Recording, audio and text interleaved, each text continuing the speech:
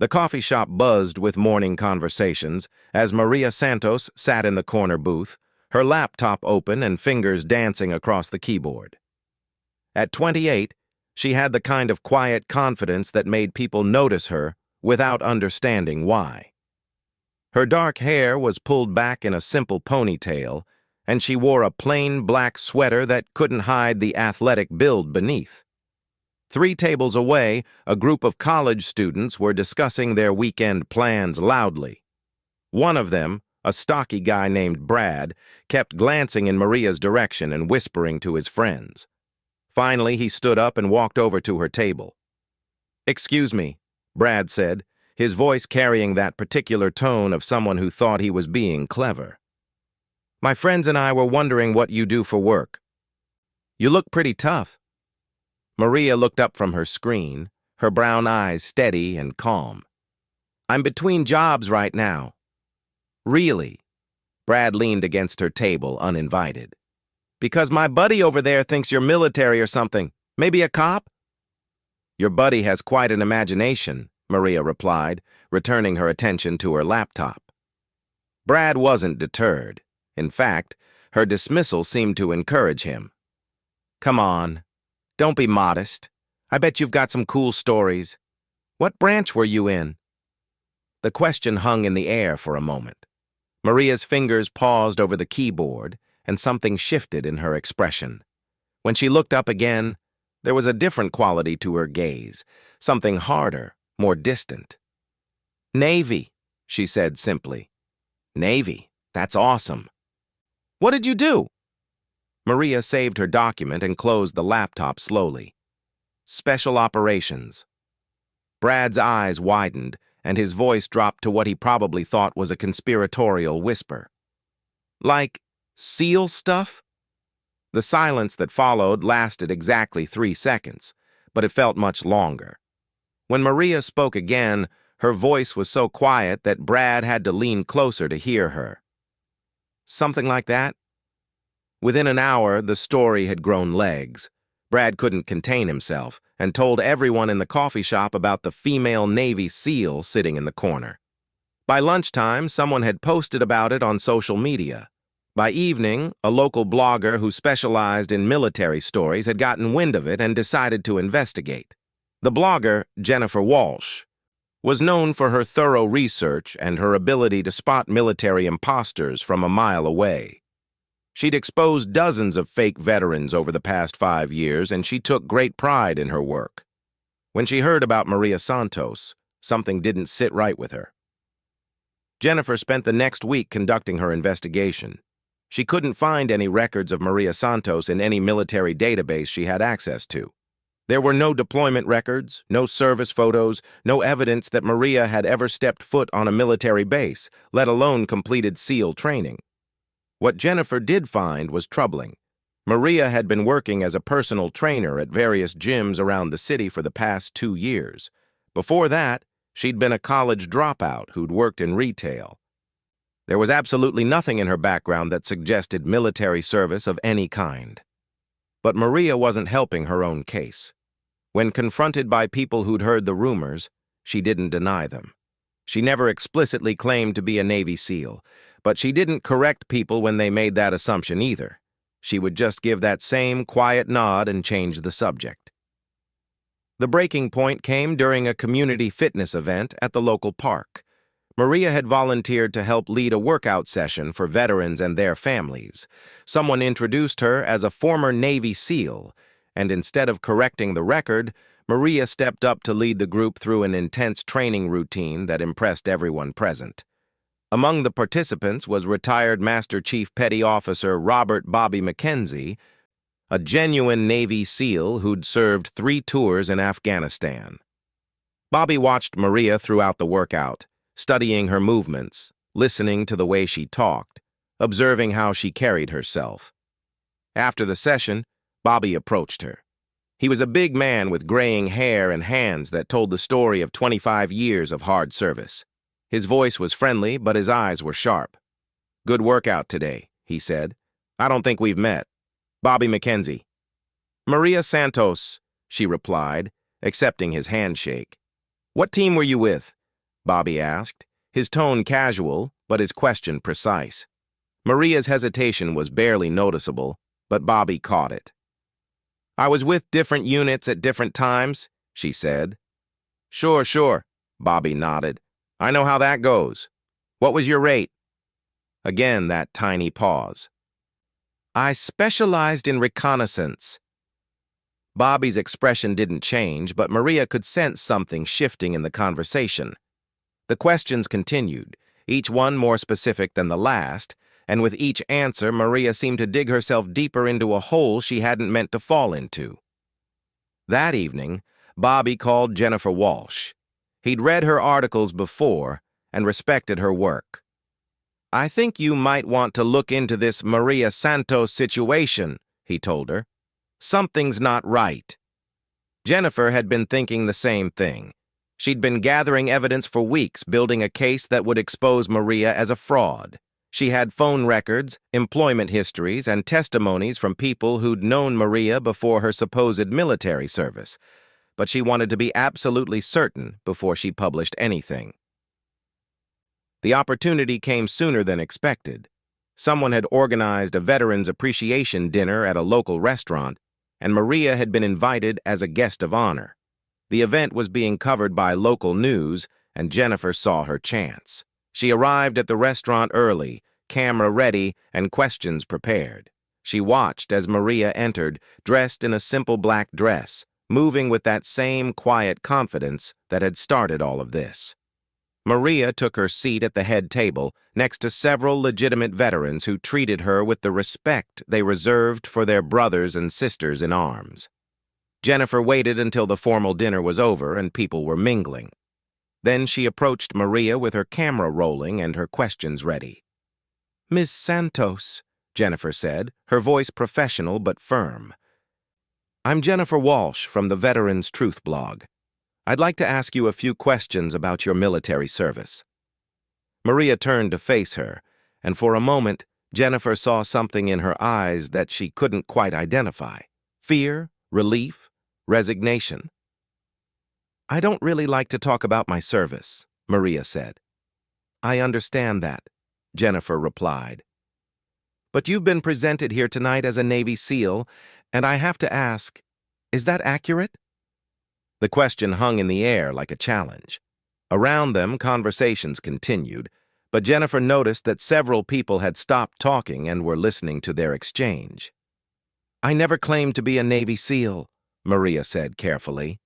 "But you didn't deny it either," Jennifer pressed. "In fact, my sources say you've been allowing people to believe that for months. You've been accepting honor and recognition based on service that I have no record of you ever performing." Maria's jaw tightened almost imperceptibly. "I think there's been a misunderstanding." "Has there?" Jennifer pulled out a folder thick with papers. "Because I've done extensive research, Ms. Santos, I've checked every database I have access to.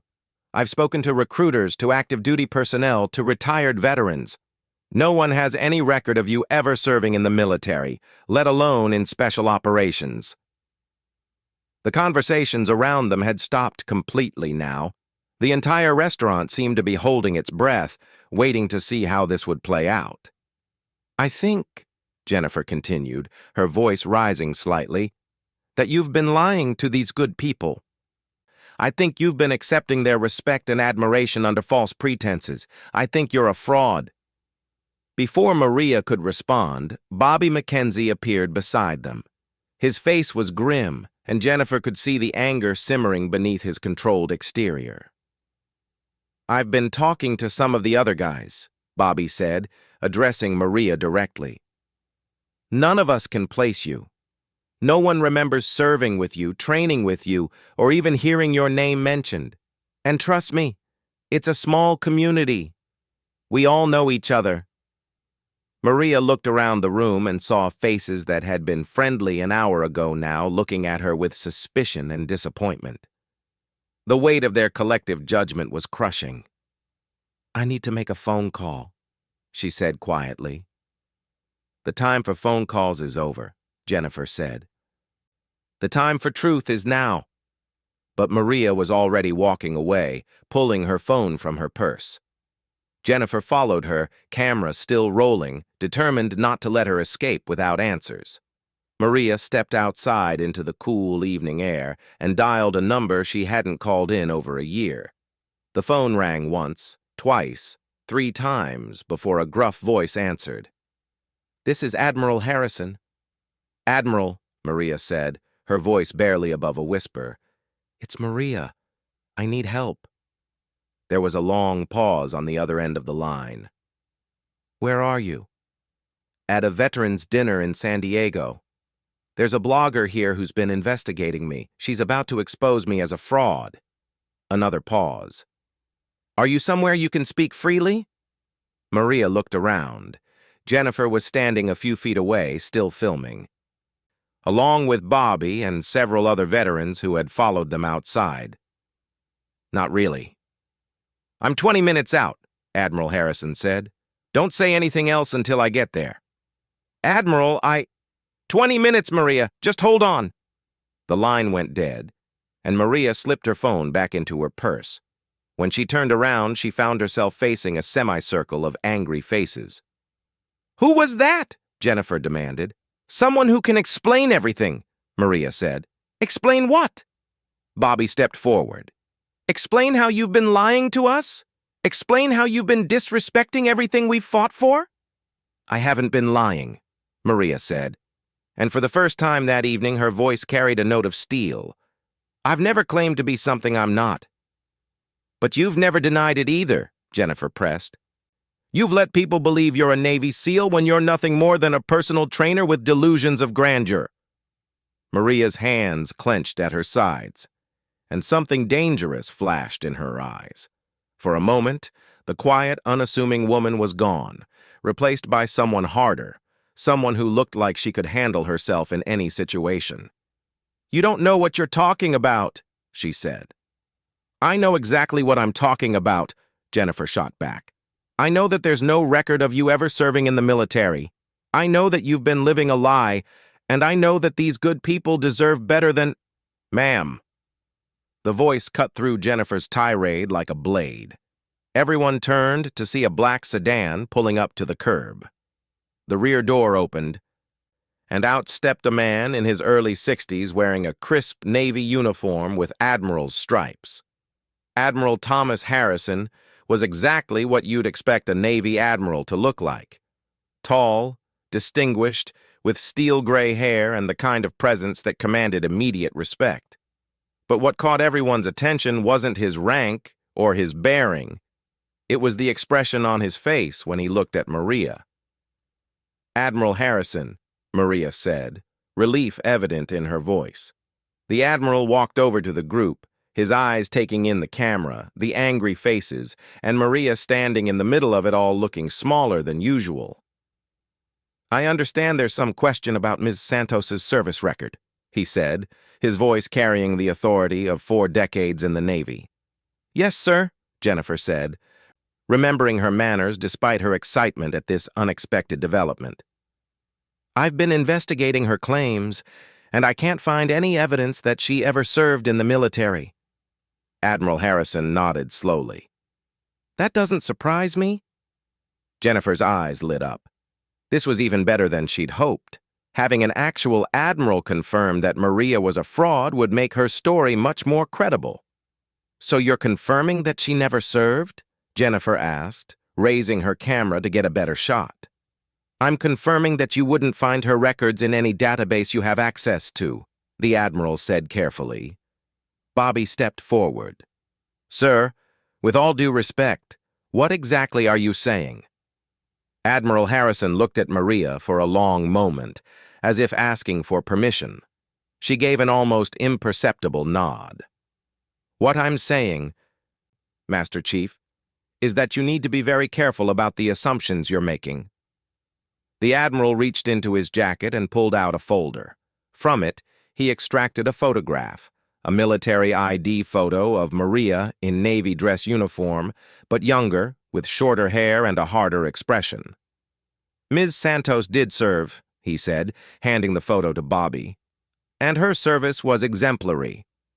Jennifer felt her story slipping away, but she pressed on. Then why isn't there any record of her service?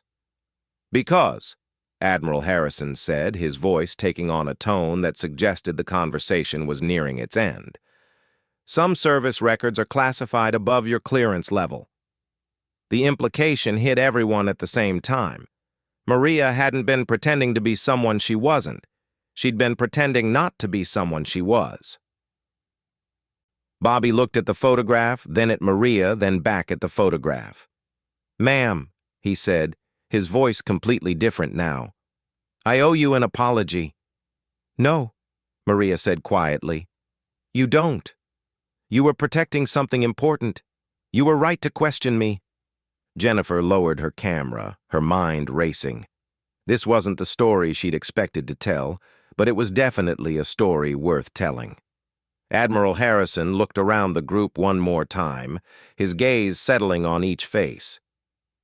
"I trust that this conversation stays between us," he said. It wasn't a request. Everyone nodded, understanding that they'd stumbled into something much bigger than they'd realized. As the Admiral prepared to leave, he turned back to Maria one last time. "You handled this well," he said. "But next time you decide to disappear, maybe choose a city that doesn't have quite so many military personnel." Maria almost smiled. "I'll keep that in mind, sir." The Admiral got back into his sedan and drove away, leaving the group standing on the sidewalk in stunned silence. The veterans' dinner continued inside, but everyone knew that the real story had just unfolded outside. Jennifer looked at her camera, then at Maria. "I don't suppose you'd be willing to tell me what really happened?" Maria shook her head. "Some stories aren't meant to be told." But as she walked back toward the restaurant, Bobby called out to her. "Ma'am? Whatever you did, wherever you served, thank you." Maria paused at the door and looked back at him. For just a moment, the mask slipped, and he saw something in her eyes that confirmed everything he needed to know about who she really was. "Thank you, Master Chief," she said, "for all of it." Then she was gone, disappearing back into the restaurant and leaving behind a group of people who would spend the rest of their lives wondering exactly who Maria Santos really was and what she had done in service to her country that required such secrecy. 6 months after the restaurant incident, Maria Santos had settled into a quiet life in Portland, Oregon. She'd left San Diego immediately after Admiral Harrison's intervention, recognizing that her cover had been blown beyond repair. Now she worked at a small bookstore downtown, shelving novels and helping customers find their next great read. It was peaceful work that required no explanations about her past. The bookstore, called Between the Lines, was owned by an elderly woman named Eleanor who asked no questions about Maria's background and seemed content to have someone reliable helping her run the place. Eleanor had noticed that Maria was different from her other employees. She moved with precision, noticed things others missed, and had an alertness that suggested she'd lived through experiences most people only read about in books. On a rainy Thursday afternoon, Maria was organizing the military history section when the bell above the door chimed. She looked up to see 2 men in suits scanning the store. Something about their bearing, the way they stood, the way their eyes moved, the careful attention they paid to exits, told her immediately that they weren't there to buy books. "Can I help you find something?" Maria asked, keeping her voice neutral. The taller of the 2 men approached the counter where Eleanor was working the register. "We're looking for Maria Santos," he said, showing a badge. "Federal agents. We need to speak with her about a matter of national security." Eleanor glanced toward Maria, who gave an almost imperceptible shake of her head. "I'm sorry," Eleanor said. "I don't know anyone by that name."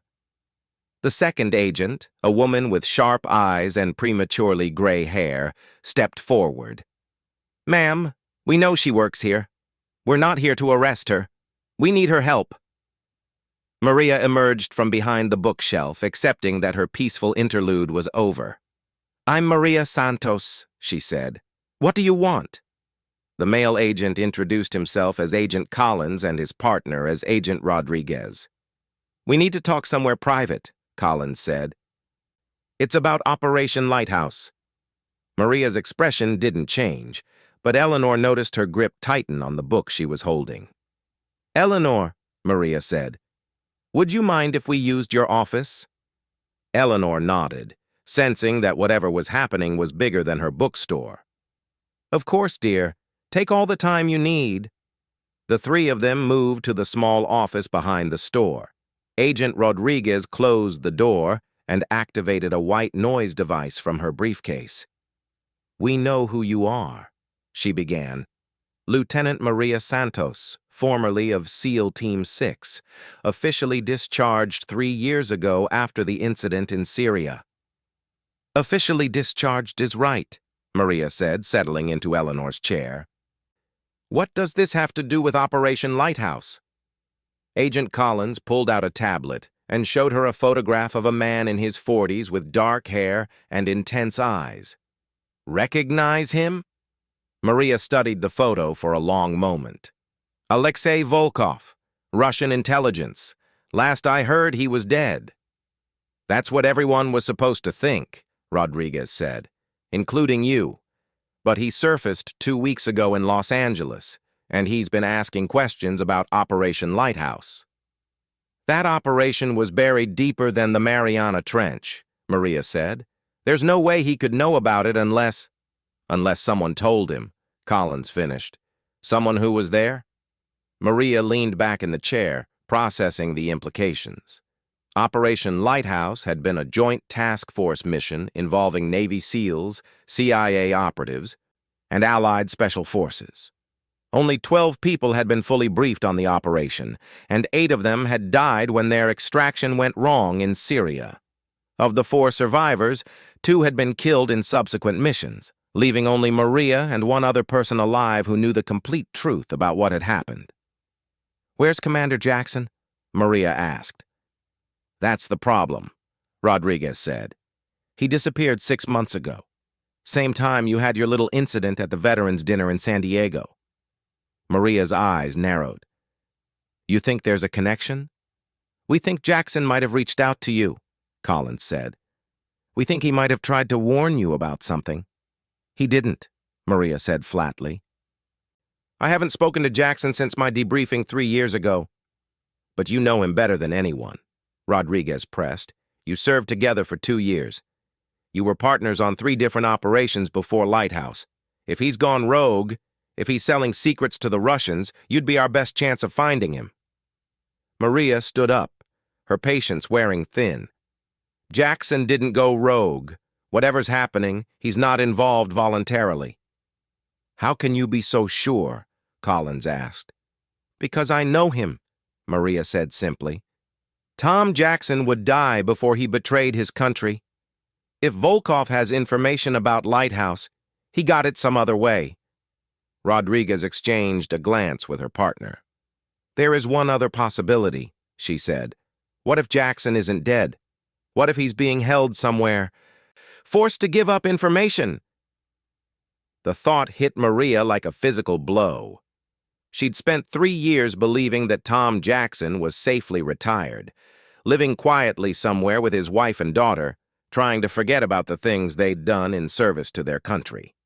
The idea that he might be in enemy hands, being tortured for information, was almost too terrible to contemplate. "What do you need from me?" Maria asked. Collins smiled for the first time since entering the store. "We need you to come out of retirement. We need you to help us find Jackson before Volkov gets everything he needs to expose Lighthouse." "And if Lighthouse is exposed?" Maria asked, though she already knew the answer. "Then a lot of good people die," Rodriguez said. "People who trust us to keep their secrets. Assets who've been working for years to keep American interests safe." Maria walked to the window and looked out at the rain falling on Portland's quiet streets. She'd built a good life here, a simple life. Eleanor trusted her, the customers liked her, and for the first time in years, she slept through the night without nightmares. Getting involved with this situation would mean giving all of that up. But Tom Jackson had saved her life in Syria. When their extraction had gone bad and they'd been pinned down by enemy fire, he'd carried her to safety after she'd taken shrapnel to her leg. He'd risked court-martial to make sure she got the medical attention she needed, and he'd testified on her behalf when some people questioned her actions during the mission. "What's the timeline?" she asked without turning around. "Volkov has been in Los Angeles for 2 weeks," Collins said. "Our intelligence suggests he's preparing to move to a second location, probably to complete whatever interrogation he's conducting. If we're going to find Jackson alive, we need to move fast." Maria nodded slowly. "I'll need weapons, equipment, and a clean identity. I'll also need a team I can trust." "Already arranged," Rodriguez said, pulling out another tablet. "We've assembled a small task force, 3 operators you've worked with before, plus CIA support and local law enforcement coordination." Maria looked at the names on the screen and felt a familiar weight settling on her shoulders. Marcus Webb, Danny Chen, and Sarah Mitchell, all people she'd served with, all people who'd proven themselves in combat. If she was going back into this world, she couldn't ask for better backup. "There's one more thing," Collins said. "The situation with the blogger in San Diego, that can't happen again. We can't afford to have your cover blown while you're actively investigating." "What are you suggesting?" Maria asked. "We make you officially dead," Rodriguez said. "Maria Santos dies in a car accident in Portland. You become someone else, someone with a complete background and military service record that will hold up under scrutiny." Maria considered this. She'd been Maria Santos for 3 years, trying to build a normal life away from the world of classified operations and national security. But Maria Santos had always been a fiction anyway, a cover identity she'd created after leaving the military. Her real name, her real history, had been classified even before Operation Lighthouse. "What about Eleanor?" Maria asked. "I can't just disappear on her." Collins looked confused, but Rodriguez understood. "We'll take care of it. She'll get a visit from someone explaining that you had to leave suddenly for family reasons. She'll receive compensation for any inconvenience."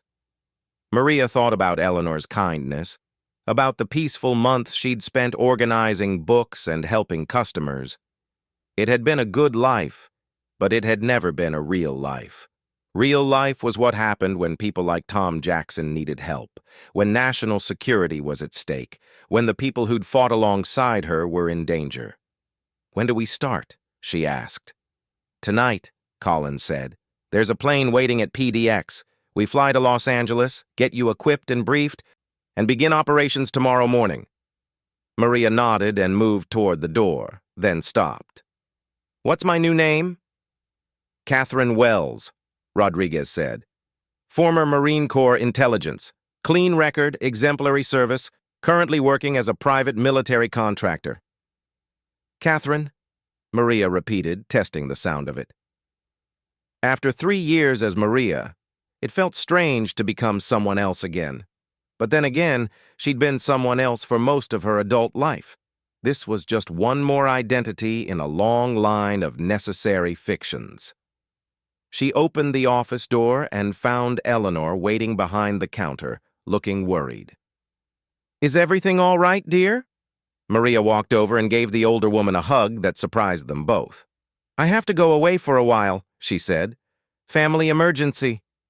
Eleanor studied her face, seeing something there that confirmed her suspicions about Maria's background.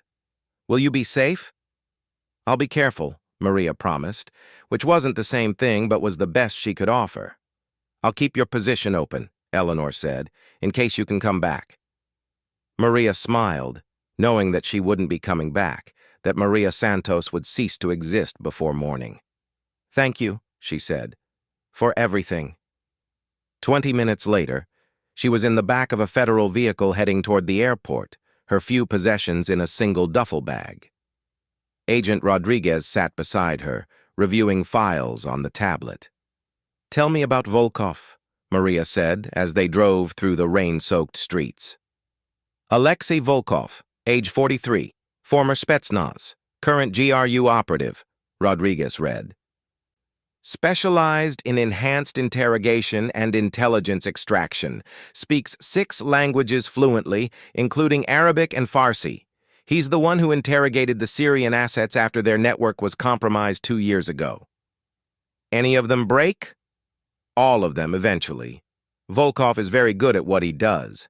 If he has Jackson, and if he's had him for 6 months... Rodriguez didn't need to finish the sentence. 6 months of professional torture would break anyone, no matter how well trained. If Jackson was alive, he was probably a shell of his former self by now. What about Jackson's family? Maria asked.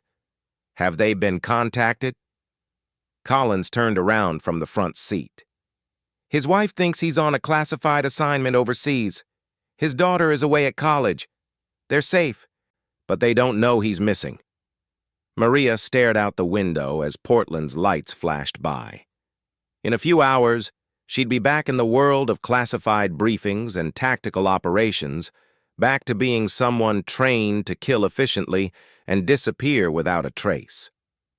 The quiet life she'd built was over, probably forever. But as the airport came into view, she felt something she hadn't experienced in 3 years, a sense of purpose. Tom Jackson had saved her life once. Now it was her turn to save his. The plane was a small military transport, unmarked and efficient. As they climbed through the clouds above Oregon, Maria opened the operational briefing Rodriguez had given her and began studying everything they knew about Alexei Volkov's current activities. The mission was simple in concept. Find Jackson, eliminate Volkov, and ensure that Operation Lighthouse remained buried. But Maria knew from experience that simple missions had a way of becoming complicated very quickly. She looked at the photograph of Volkov again, memorizing his features. Tomorrow she would become Catherine Wells, and Catherine Wells would begin hunting one of the most dangerous men in the world. But tonight, she was still Maria Santos, and Maria Santos was saying goodbye to the last normal life she would ever have. Catherine Wells adjusted the scope on her rifle and settled into position on the rooftop overlooking the abandoned warehouse in downtown Los Angeles. 3 days of surveillance had confirmed that this was where Alexei Volkov was holding his prisoner. The heat signature scans showed 2 figures in the basement level, one mobile, one stationary, and restrained. In her earpiece, Danny Chen's voice crackled with quiet urgency. Cat, we've got movement on the south side. 2 guards doing a perimeter check. Copy that, Catherine replied, tracking the guards through her scope. The transformation from Maria Santos to Catherine Wells had been complete and unsettling. New identity, new background, new mission parameters. But the muscle memory of being a sniper remained unchanged. Marcus Webb checked in from his position near the building's main entrance. Still quiet on my end, no signs of additional security. Sarah Mitchell, who was coordinating from a surveillance van 2 blocks away, had been monitoring communications all morning. Intel suggests Volkov is planning to move his prisoner tonight. This might be our only chance. Catherine studied the building layout one more time. Getting inside would be straightforward. Danny and Marcus would neutralize the exterior guards while she provided overwatch. But getting Jackson out alive if he was in the condition they expected would be the real challenge. Sarah, what's the status on the medical team? Catherine asked. Standing by 6 blocks out. They're equipped for trauma response and extraction under hostile conditions. Catherine had seen what 6 months of professional interrogation could do to a person. If Tom Jackson was still alive, he would need immediate medical attention and probably months of physical and psychological rehabilitation. The fact that he'd held out this long spoke to either exceptional willpower or Volkov's desire to extract information slowly and methodically. Movement in the target window, Catherine reported, watching through her scope as a figure passed by the basement-level opening. Even from this distance, she could tell it was Volkov from his distinctive gait and build. Primary target confirmed inside. Agent Rodriguez had been right about one thing. Finding Volkov hadn't been difficult. The man was arrogant enough to believe that operating in Los Angeles made him untouchable. He'd rented the warehouse through a shell company, hired local muscle for security, and settled in for what appeared to be an extended interrogation session. What troubled Catherine was how easily they'd located him. In her experience, operations that seemed too simple usually were. Volkov was a professional intelligence operative with decades of experience. Making himself this easy to find suggested either overconfidence or a trap. "Danny, Marcus, something doesn't feel right about this," she said into her microphone. "Stay alert for complications." "Roger that," Marcus replied. "What's bothering you?" Catherine couldn't put her finger on it, but every instinct she'd developed during her years in special operations was telling her that this mission was about to become more complex than anticipated. "Sarah, run another scan of the building. Look for heat signatures we might have missed. Check for basement levels below the one we've identified." There was a pause while Sarah adjusted their surveillance equipment. "Kat, I'm showing additional thermal activity 2 levels down. It looks like there might be more people in this building than we thought." Catherine's jaw tightened. Multiple prisoners or multiple interrogators or both. Either way, it meant their simple extraction mission had just become a full combat operation. "How many additional signatures?" she asked. "At least 3, possibly 4. They're stationary, which suggests they're restrained." Catherine felt a chill that had nothing to do with the Los Angeles weather. If Volkov had multiple prisoners, it meant he was running a much larger operation than they'd realized. It also meant that Tom Jackson might not be the primary target. He might just be one of several assets being interrogated for information about classified operations. "Change of plans," Catherine said, making a command decision. "This isn't just about Jackson anymore. We need to extract everyone in that building." Marcus's voice carried a note of concern. "Kat, we planned for a single extraction. Multiple prisoners means multiple complications." "We don't leave anyone behind," Catherine said firmly. "That's not how we operate." It was a principle that had guided her throughout her military career, and it was the same principle that had driven Tom Jackson to risk his own safety to get her out of Syria. No matter who else Volkov was holding, they deserved the same chance at rescue that she would want for herself. "Sarah, call in additional medical support and expand the extraction plan. Danny, Marcus, we're going in loud and fast. No time for finesse." Catherine began her descent from the rooftop, moving with the fluid efficiency that came from years of urban combat training. As she reached street level, she could hear Danny and Marcus beginning their approach on the building's security perimeter.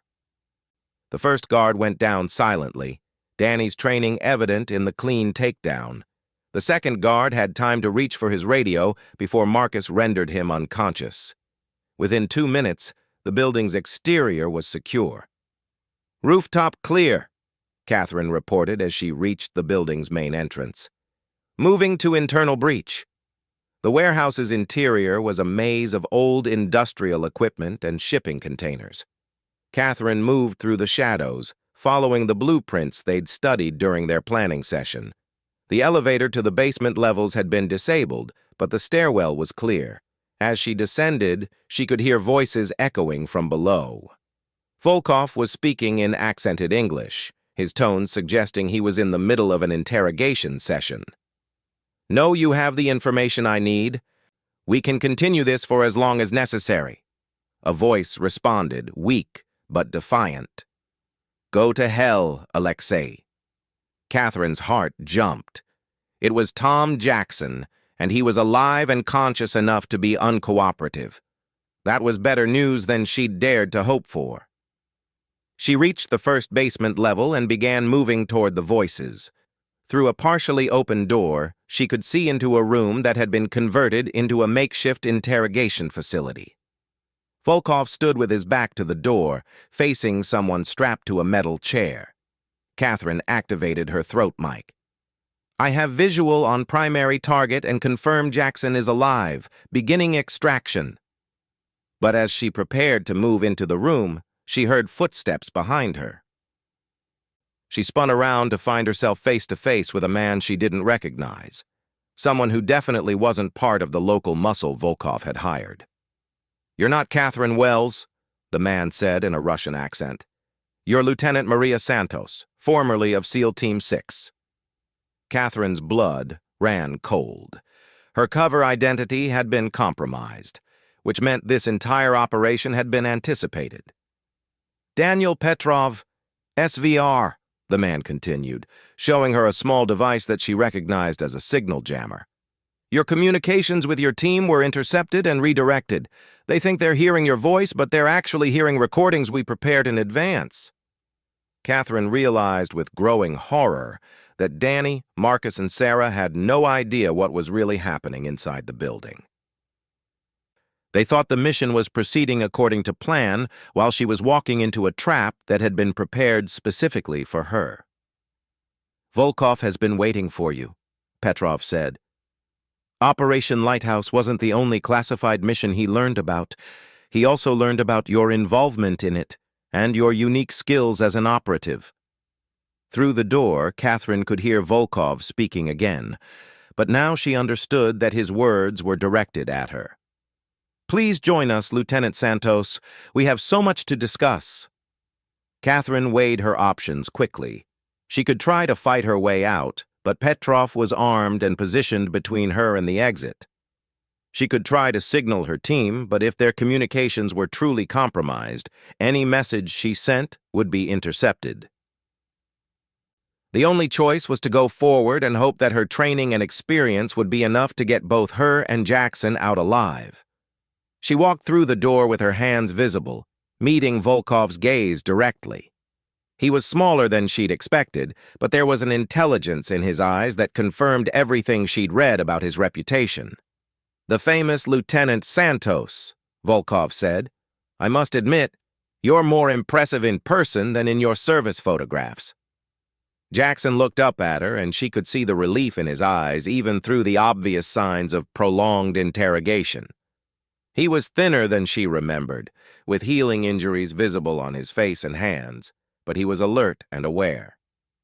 "Tom," she said simply. "Maria," he replied. "I was wondering when you'd show up." Volkov smiled. "Yes.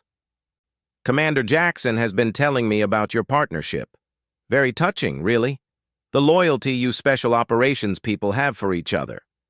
Catherine studied the room, noting exits, potential weapons, and the restraints holding Jackson to the chair. Petrov had entered behind her and was now standing by the door, effectively blocking her escape route. "What do you want, Volkov?" she asked. "What I've always wanted," Volkov replied. "Information. Commander Jackson has been remarkably stubborn about providing details regarding Operation Lighthouse, but perhaps seeing you in danger will make him more cooperative." Catherine understood now. Jackson hadn't broken under torture because he'd been protecting her and the other operatives involved in Lighthouse. Volkov's real plan was to use her as leverage to force Jackson to reveal everything he knew. "Or perhaps," Volkov continued, "you'd prefer to trade places with him. I'm told that you have even more complete knowledge of the operation than he does." "Don't," Jackson said sharply. "Maria, whatever he's offering, don't do it." Catherine looked at her former partner, the man who had saved her life in Syria and kept her secrets for 3 years. The right thing to do, the tactically sound thing to do, was to find a way to extract both of them. But if that wasn't possible, if the choice came down to saving Jackson or protecting Operation Lighthouse, she knew what she had to do. "Alexei," she said, using his first name deliberately. "You want information about Lighthouse? I'll give you everything you need to know.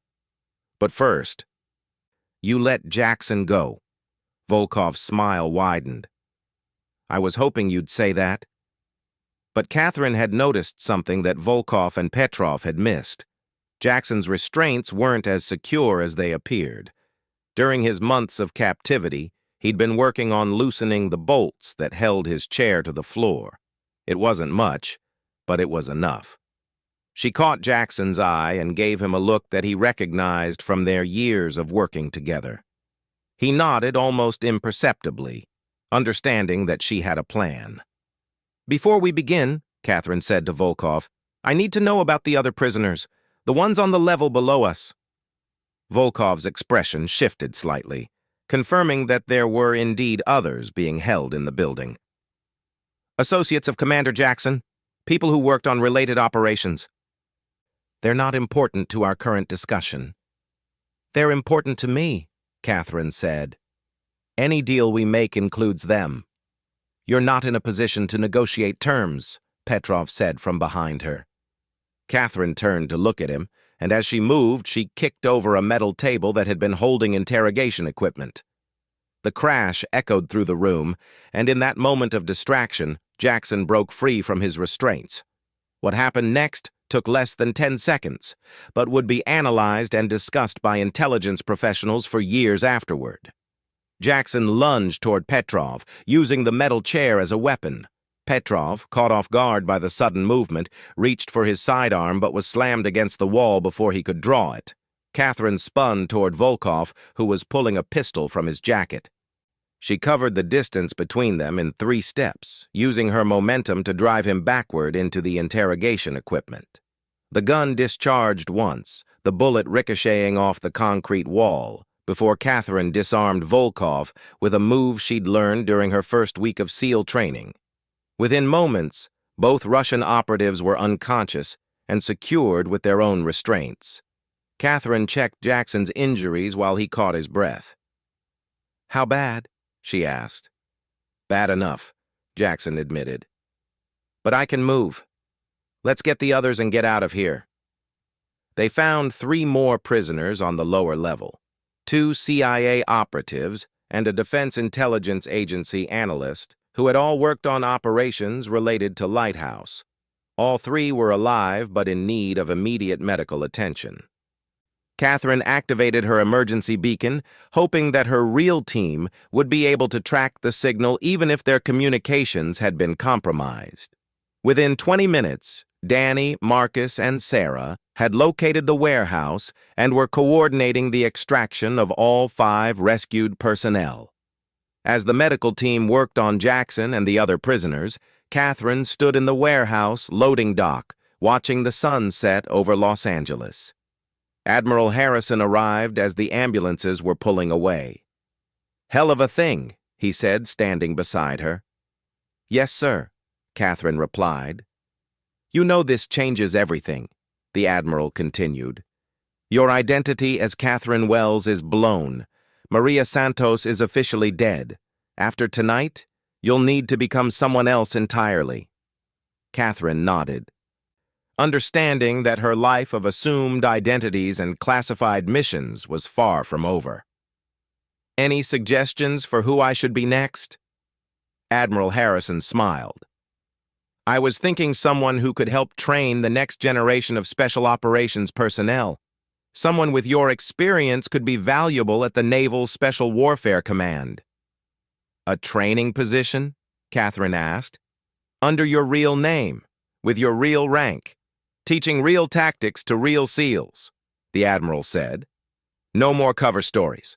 No more pretending to be someone you're not." Catherine considered this. For the first time in years, someone was offering her the chance to be herself, not Maria Santos, not Catherine Wells, but Lieutenant Commander Elena Vasquez, the woman who had earned her place among the most elite warriors in the world. "When do I start?" she asked. "Tomorrow," Admiral Harrison said. "That is, if you're ready to stop running from who you really are." Elena Vasquez looked out at the Los Angeles skyline one last time, thinking about bookstores and coffee shops and quiet lives she'd never be able to live. Then she turned toward the helicopter that would take her to her new assignment, ready to begin the most important mission of her career, teaching others to do the job she'd been doing in secret for so long. Behind her, Agent Rodriguez was coordinating the cleanup of the warehouse, ensuring that no trace of Operation Lighthouse or the Russian interrogation facility would ever be found. The official report would state that a joint task force had successfully disrupted a foreign intelligence operation on American soil.